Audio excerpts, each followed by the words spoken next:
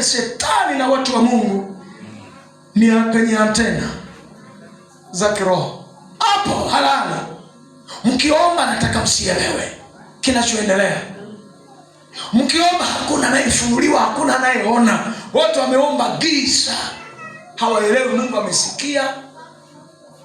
Daudi anasema, Mungu, mimi nisiwe miongoni mwa wanayemwabudu Mungu asiyesema. Daudi amegoma. Wewe unataka kumwabudu Mungu asiyesema? Huyo marehemu. Nataka Mungu anayesema. Nataka Mungu anayesema. Nataka Mungu anayeniambia. Nataka Mungu anayenifunulia. Nataka Mungu anayeniletea mambo yatakayotokea. Nataka Mungu anayeniandaa afu nikamwelewa. Huyo ndiye Mungu wa Ibrahimu na Isaka. Haleluya. Ukielewa kitu cha rohoni, hata ingekupiga mwilini amna. Ndio maana wakati wanampiga mawe Stefano, unamwona Stefano anapigwa mawe, anasema anaona mbingu zimefunguka.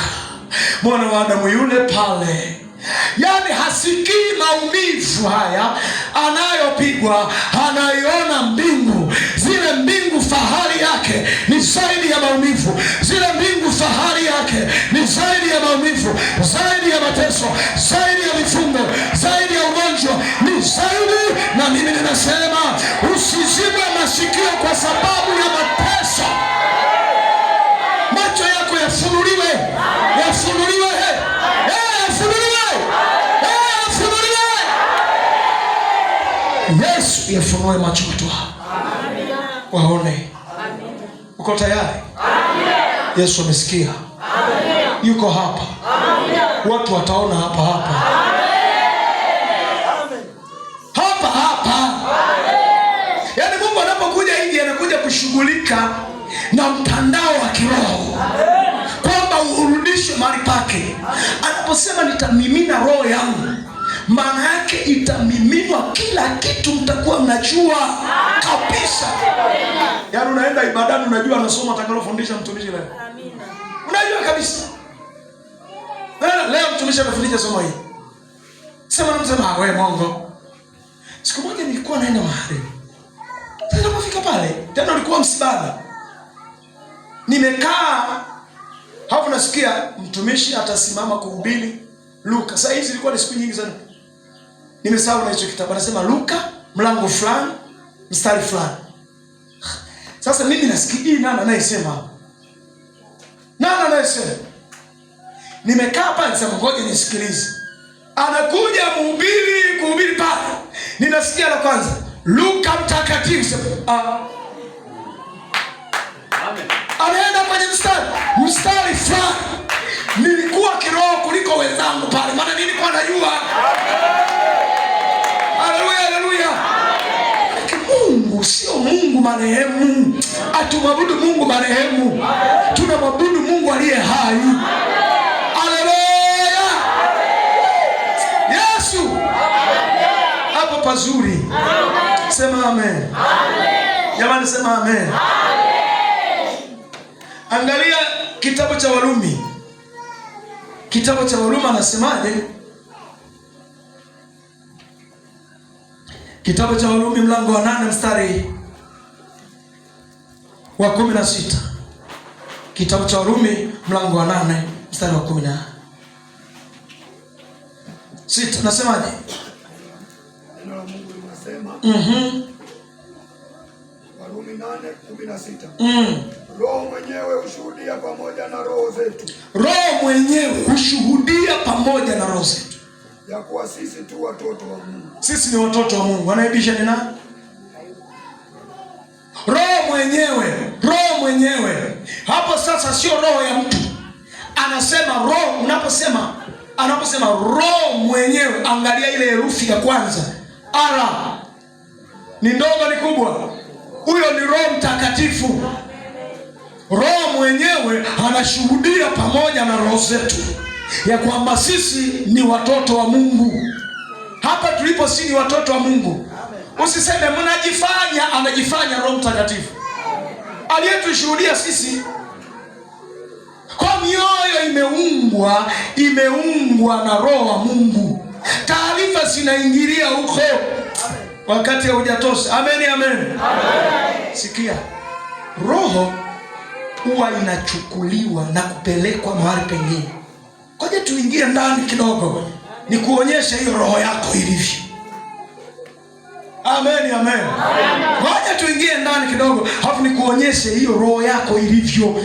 Hiyo roho yako, yani ninataka Mungu ametaka kufunguliwa macho. Yani ufunguliwe uone hiyo roho yako ni kama vile ilikuwa imetoka mahali fulani ulikuwa uielewe. Sasa uanze kuishi na mgeni unayemuelewa. Amen. Hiyo roho yako ulio nayo, sio Roho Mtakatifu, achana na huyo. Hiyo roho yako ulio nayo ikisha ungwa na Bwana, huwa inabebwa. Hiyo roho yako huwa inabebwa. Inaweza kabebwa ikapelekwa mahali fulani. Roho yako hiyo, yaani inachukuliwa wewe ukiwepo hapo hapo. Unajua ile somo ningelikuwa nawafundisha wachawi, walikuwa wanasema kweli.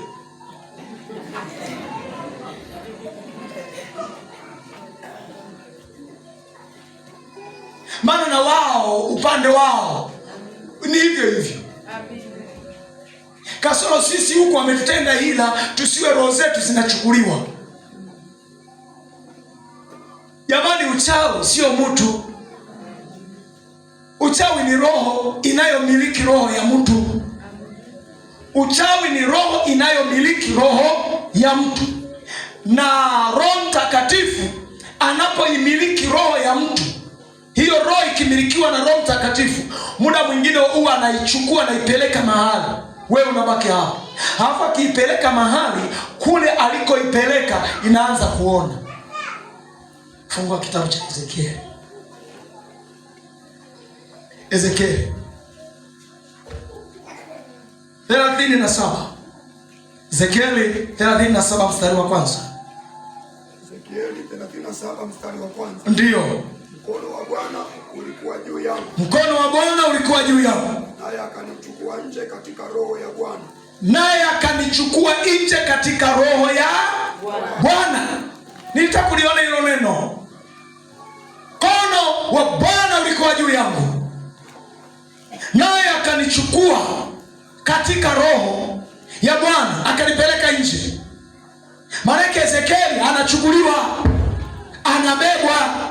Kitabu cha Ufunuo 17:3 mpaka 6. 17:3 mpaka 6. Anasema kitabu cha Ufunuo 17:3 mpaka 6. Akanichukua katika roho. Akanichukua katika roho. Hata jangwani. Nikaona mwanamke. Ameketi juu ya mnyama. Ameketi juu ya mnyama mwekundu sana. Mwenye kujaa majina ya makufuru. Amejaa majina ya makufuru. Mwenye vichwa 7 na pembe 10. Mwenye vichwa 7 na pembe 10. Amechukuliwa, yuko jangwani, anamuona mwanamke. Haleluya. Mstari wa 4. Na mwanamke yule alikuwa amevikwa nguo ya rangi ya zambarau. Na huyo mwanamke alikuwa amevikwa nguo za rangi ya zambarau na nyekundu hatari. Amepambwa kwa dhahabu. Amepambwa kwa dhahabu, eleni, mikufu, sijui nini. Amevaa huyu mwanamke. Sisemi wewe, nasema huyu mwanamke. Na kito cha thamani. Lulu. Naye alikuwa na kikombe cha dhahabu mkononi mwake. Cha ajabu, alikuwa na kikombe cha dhahabu mkononi mwake kilichojaa machukizo. Kimejaa machukizo na machafu ya uasherati. Yani ni kuziniana tu huyu mwanamke. Na katika kipaji cha uso wake alikuwa na jina limeandikwa la siri. Lina siri, hakuna nayeelewa. Pasipo roho mlielewa hilo jina. Babeli mkuu. Sasa huyo amechukuliwa katika roho, analiona jina limeandikwa Babeli mkuu. Mama wa makahaba. Na machukizo ya nchi. Huo ni ufunuo wa mtu wa rohoni. Anaona vilivyositirika. Huyu ni mwanamke, anaua watumishi, anaua watu kwa umalaya, ameingiza maroho ya mapambo ya ajabu yasiyotakiwa. Alafu anawafariji watu pale, asema mna shida, mkonona na kikombe cha umalaya. Ndio maana mnaona umalaya unaongezeka sasa. Mwanamke kaangalia amebebwa na mnyama gani? Angalia tu mnyama aliyembeba. Ana rangi gani? Hatari. Sasa unajueje mambo haya? Unajua unapokuwa rohoni. Yohana kachukuliwa mpaka jangwani, akamwona mwanamke. Mwanamke anakaa wapi? Mwanamke alionekana yuko wapi? Watu hawajanielewa. Kuna mtu amekasirika kwa sababu nimetaja mapambo. Nilikuwa napita tu.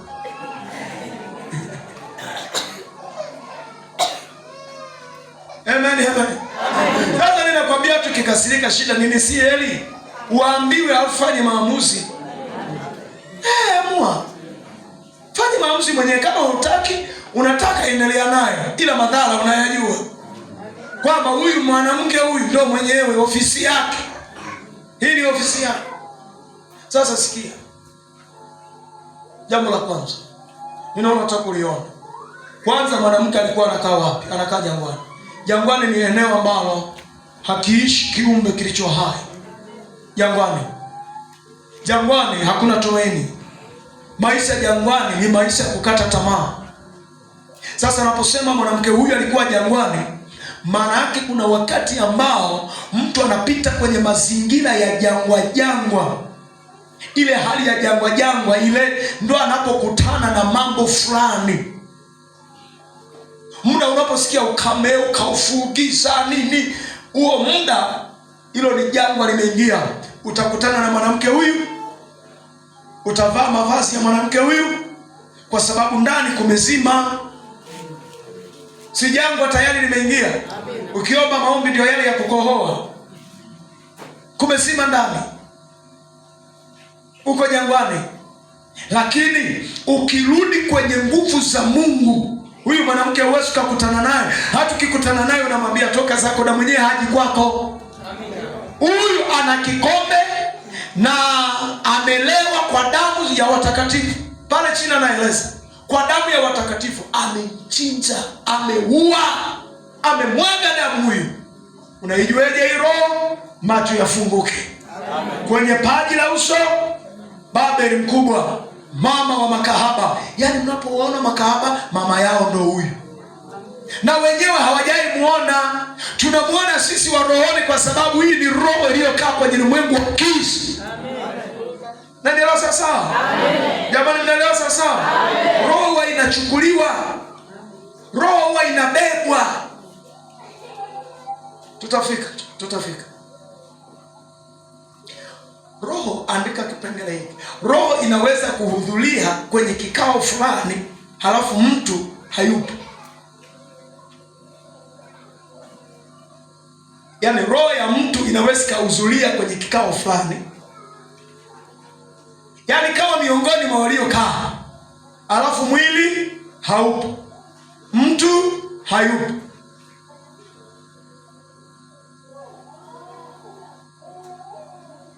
Roho ya mtu inaweza ikahudhuria kwenye kikao, lakini pasipo mwili. Kitabu cha Wakorinto wa kwanza mlango wa 5 mstari wa 3 na 4. 3 na 4. Korinto wa kwanza mlango wa 5 mstari wa 3 na 4. Neno la Mungu linasema, kwa maana kweli nisipokuwapo kwa mwili, lakini nikiwapo kwa roho. Anasema kwa maana kweli nisipokuwapo kwa mwili, nikiwepo kwa roho. Mimi mwenyewe nimekwisha kumhukumu yeye aliyetenda jambo hilo, kana kwamba nikiwapo. Katika jina la Bwana wetu Yesu, ninyi mkiwa mmekusanyika pamoja na roho yangu. Umesikia? Pamoja na yaani wakiwa wao wamekusanyika, hawa wa Korinto, yeye Paulo hayupo, Lakini ukiona amekusanyika katika jina la Bwana, anasema na roho ya Paulo ipo. Hawaioni, anasema ipo, imehudhuria. Pamoja na uweza wa Bwana wetu Yesu kumtolea shetani mtu huyu, ili mwili uadhibiwe, ili na roho iokolewe katika siku ya Bwana Yesu. Bwana Yesu asifiwe. Amen. Paulo hayupo, roho yake inaingia kwenye kikao, iko kinyume na malaya mmoja aliyetokea kanisani. Inasema huyo mtu aliyefanya umalaya, ondoeni hapo ndani, hafai huyu. Mseme mbona tuko peke yangu? Mimi nisipokuwepo na roho yangu ipo kwenye hicho kikao, imemkataa huyo malaya.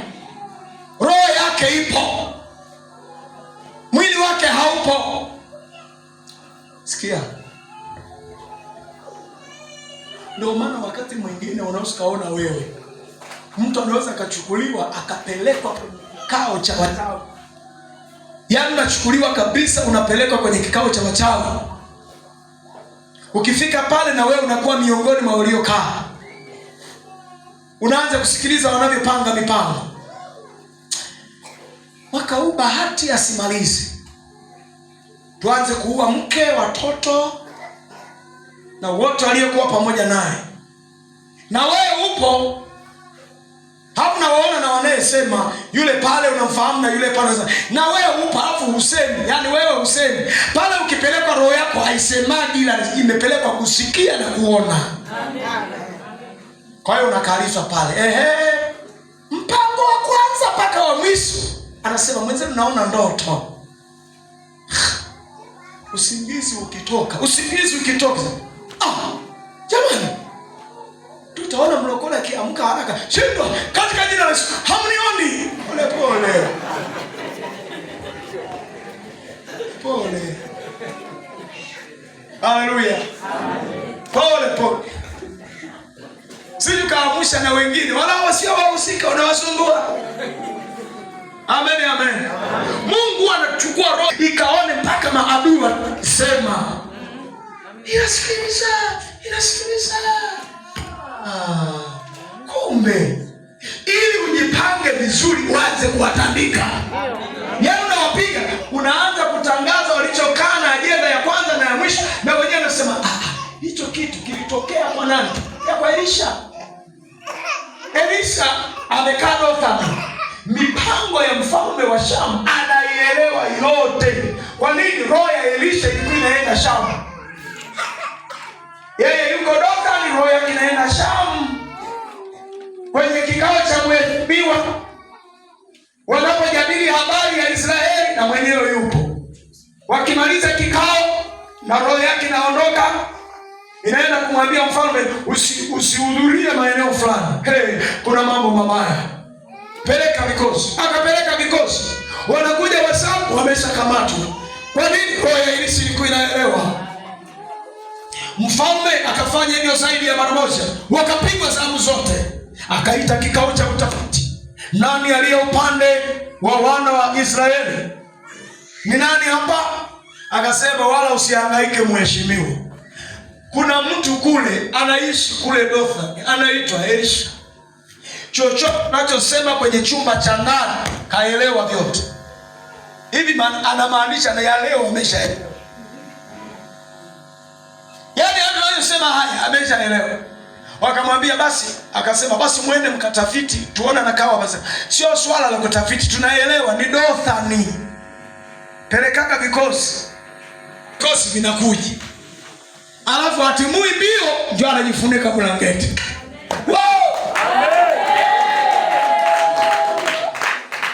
Ani mlokole mbaya kweli kwenye hapa. Ndio anajifunika blanketi. Funika, anaelewa kinachokuja. Bahati mbaya mtumishi wake haelewi. Majeshi yakafika usiku, yakazingira mji wote. Yeye anachapa usingizi. Yana na waona wanayemzingira na wanayojipanga sijakachomoka. Anaelewa. Wamemaliza, yeye anachapa usingizi. Mtumishi wake anaamka asubuhi kwenye shughuli kama kawaida, anaona mji wote umejaa majeshi. Akapiga ngoro na rudi nyumbani. Ole wangu bwana wangu, tufanye nini? Anasikia huko ndani alitegemea aseme, "Nasema wanashtuka wasielewa." Wasielewa ndio wanashtuka. Anashangaa huyo anamwambia, "Usiogope. Walio pamoja na sisi ni wengi kuliko walio pamoja nao." Mimi ninakwambia kwa yule mtumishi ilikuwa ni kunena kwa lugha. Walio pamoja na sisi wakati tuko wawili. Huyu anataka sema au kwa vile hajaamka aone huko nje. Sio swala la kuona, wewe unalala ndani afu unaona nje. Amen. Unaonaje hapo? Tikisa mkono wako tusalimiane hapo. Yaani antena ikiwa inadaka mawimbi safi kweli. Unachapa usingizi ndani na Marekani. Hapa akalala akasema saa hizi ni muda wa majukumu, ni amke. Anapoamka anasema, "Baba, wapige upofu." Ni vyepesi, sio pa kufunga na kuomba. Haleluya. Amen. Ni vyepesi. Wapige upofu. Ameshaamini. Hayo myasemaye, amini. Ukiwa wewe hivi kweli atakuwa amepofuka, mbona bado anaona? Cheki. Mbona bado anaangalia? Unarudi tena nyuma. Elisha ameshamaliza, anatoka. Jamani, habari zenu? Nzuri. Bwana mnakosema, mnamtafuta nani? Mnamtafuta Elisha. Mnamtafuta Elisha sasa. Pole sana ndugu zangu. Mmepotea njia. Haishi hapa, huyu mimi namfahamu, anaishi kule. Sasa kwa msaada mnifuate. Tunashukuru sana. Twende. Anawatangulia huko nyuma na maguruneti, mabomu, manini, vifaru. Yenyewe nimenaye na twende nikawapeleka. Hapo naopeleka. Anaenda mpaka Samaria kwa mheshimiwa ikulu. Mheshimiwa alikuwa amekaa mahali. Anaona Elisha ametangulia. Midudu inayekuja nyuma haiambiliki. Elisha vipi? Anapiga kelele, "Nipige." Mheshimiwa, "Bwana mdogo pige." Elisha anasema, "Pole pole, haraka yako ya nini? Pole pole, uwapige umewashika wewe." Kila mtu anaipigia leo kamata. Pole pole. Unisikilizage niliyowaleta. Yaani wanasema hawa bado ipo hapa mimbumbumbu.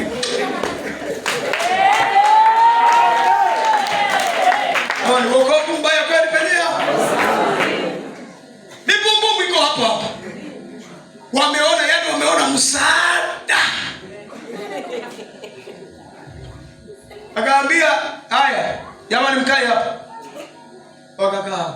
Akasema, "Mungu wafungue macho." Wanafungua macho, wanaona majeshi ya Israeli yameshazunguka sana. Kama kuna mkosi duniani ni wa leo. Ni wa leo. Papo kimbilie hapapo. Wanaambia mikono juu, sawa. Unajua wale walikufa kabla hawajafa. Yaani kabla hawajafa wakafa. Hawajaua. Akaambia mfalme, "Andaa chakula, wale hawa wamechoka." Sijajua mimi napiga mahesabu hivi kweli na ule ugali ulishuka. Wape wale, wape wanywe, waipomaliza. Haya, tawanyika. Beba kilicho chenu kwenu. Ni kama ndoto. Kuna mtu alitembea nyuma. Hebu chukua picha tu hiyo kwamba kuna mtu alitembea pole pole kule nyuma. Kwanza wanaondoka. Unajua siku moja nilikuwa ninasafiri na chombo cha moto hapo, polisi wakanishika. Waliponishika na pikipiki yangu ilikuwa haijalipiwa. Na mwenzangu amekamatwa.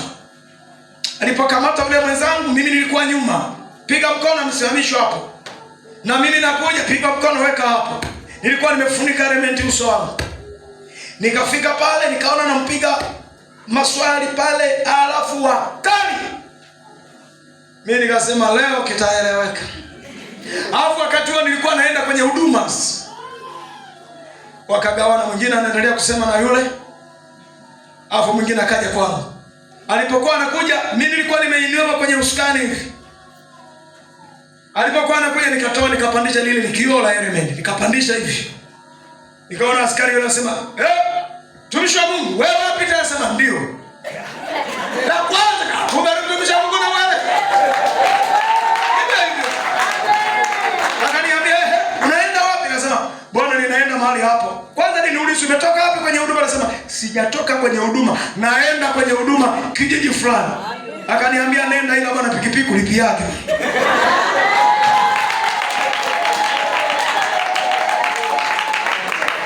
Unajua, niliondoka ninageuka hivi, kweli nimekutana nao, nisiyekutana nao. Wanafutaka ile picha ya wale Washami walipokuwa naambiwa tawanyika nenda. Waliondokeje yani?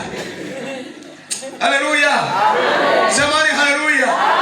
Jamani haleluya. Yani usuri wa roho ikiwa inaona, unachagua na pakupiga upige wapi. Unaelewa? Biblia inasema wale Washami hawakurudi tena. Umeiona hilo bomu? Lina gharama gani? Yani roho yako ikiungana na Mungu una silaha za ajabu. Amen. Ukisema machawi wote wawe kipofu, basi imetokea. Amina. Wewe ulimuona Paulo anavyoshughulikia Elima. Akamwambia wewe kipofu tena kwa muda. Kwa muda. Anapanga tu. Ningelikuwa mimi nisingesema kwa muda, mimi ningesema moja kwa moja. Wewe kipofu kwa muda. Usilione jua. Kipofu. Anaanza kutafuta. Yaani ni rahisi ni kusema. Sema. Hebu na wewe useme. Upewe kinywa cha kusema. Upewe macho ya kuona. Uone na mambo ya mbali sana. Adui wako kawaone. Tena kwa uwazi. Unafanye kama unavyotaka. Kama unaamini useme amina kubwa. Haleluya. Jamani haleluya.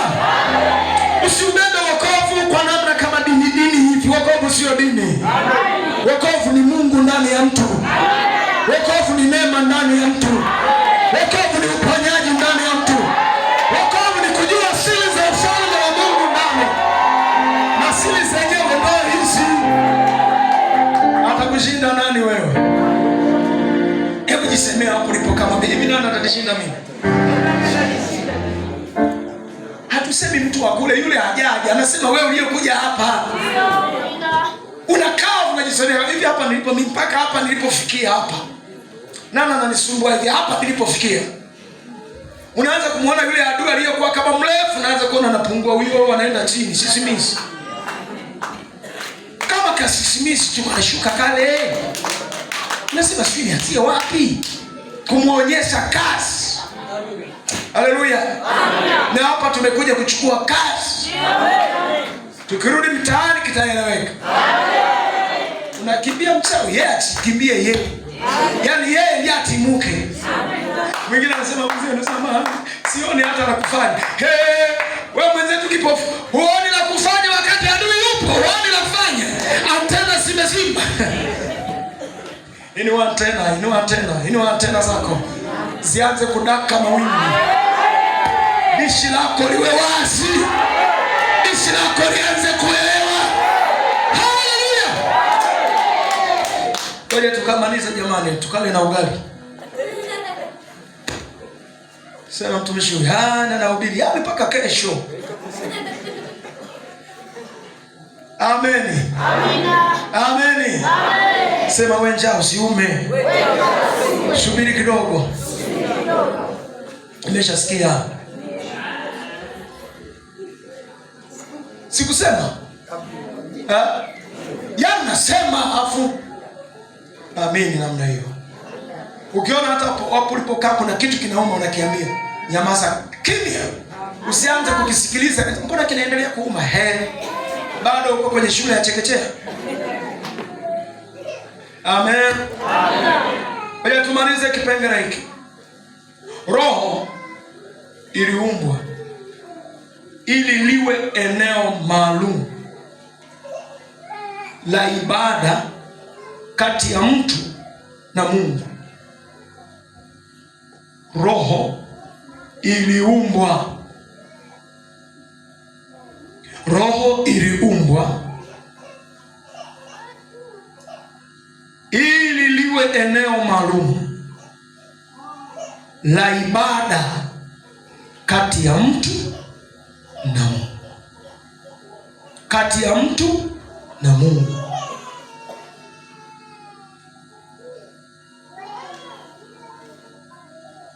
Roho ya mtu iliumbwa ili liwe eneo maalum la ibada kati ya mtu na Mungu. Mabano, kukutania. Ni eneo maalumu la kukutania. Kwa hiyo roho yako ulio nayo, hiyo roho yako ni eneo maalum la ibada kati ya wewe na Mungu. Ni sehemu ya ibada kati ya wewe na Mungu, na ni eneo ambalo Roho Mtakatifu anashuka, malaika wanashuka kwenye ibada hiyo. Ndio maana inaitwa ibada ya rohoni. Ibada ya rohoni, sio ya mwilini. Maana yake ni ibada ya ndani. Hii ibada ya ndani inafanyikia wapi? Inafanyikia kwenye hili eneo, kwenye roho ya mtu. Kwa hiyo Roho Mtakatifu anashirikiana na roho ya mtu kufanya ibada kule ndani. Injili ya Yohana mlango wa 10, Injili ya Yohana 4:19-24. Injili ya Yohana mlango wa 4 mstari wa 19 mpaka 20. Injili ya Yohana 4:19 na 20. Yule mwanamke akamwambia, Bwana, naona unabii. Bwana, naona wewe ni nabii. Baba zetu waliabudu katika mlima huu. Nanyi husema ya kwamba huko Yerusalemu ni mahali patupasapo kuabudia. Nyinyi mnasema kule Yerusalemu ni mahali mnapoabudia. Yesu akamwambia, Mama, unisadiki. Mama, nisadiki. Saa inakuja ambayo hamtamwabudu Baba